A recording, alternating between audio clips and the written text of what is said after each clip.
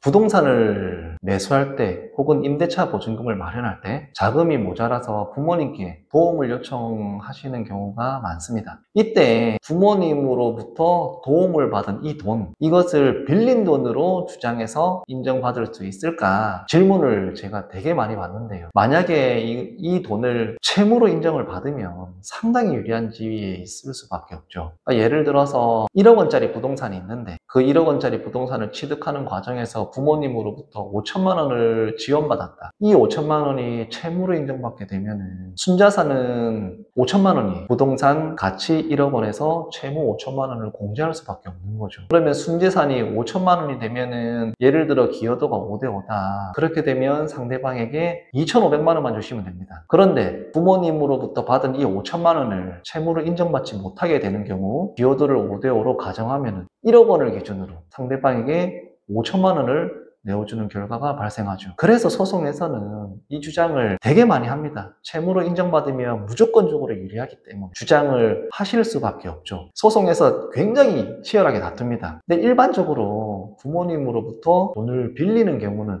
흔치 않습니다. 주시는 거죠. 실제 소송에서는 부모님으로부터 돈을 받았다는 계좌이체네요. 그것만 제출을 해서는 빌린 돈으로 인정해주지 않습니다. 뭐 돈을 빌린 경위라든지 특히 갚을 능력이 되는지 그리고 차용증이 있는지 그리고 빌린 날 이후에 실제로 이자 상환 내역이 있는지 여러 사정을 종합적으로 고려해서 판단을 합니다. 만약에 부모님으로부터 돈을 받은 이후에 원리금 상환 내역이 없다? 당연히 채무가 아니죠. 이자를 안 줬는데 어떻게 채무예요? 그래서 이 경우에는 채무로 인정을 받지 못할 가능성이 크다고 보셔야 됩니다. 그런데 부모님으로부터 받은 돈이 채무로 인정받지 못한다 할지라도 기여도에 대한 판단을 할 때, 그러니까 몇 대 몇 이 판단을 할 때 중요한 고려 요소가 될 수밖에 없죠. 재산 분할을 받아가야 되는 쪽에 불리한 요소, 그러니까 내어줘야 되는 쪽에 유리한 요소로 고려를 할 수밖에 없습니다. 그러니까 예를 들어서 기여도에 있어서 5대5가 아니라 6대4 7대3, 8대2 이렇게 페널티를 줄 수밖에 없는 참작 사정으로 고려해서 판단을 한다는 것이죠. 채무로 인정되지 않는다고 해서 그 다음 주장할 게 없다는 것이 아니에요. 기여도에 있어서 고려사항으로 반드시 판단을 해달라는 주장을 할 필요가 있습니다.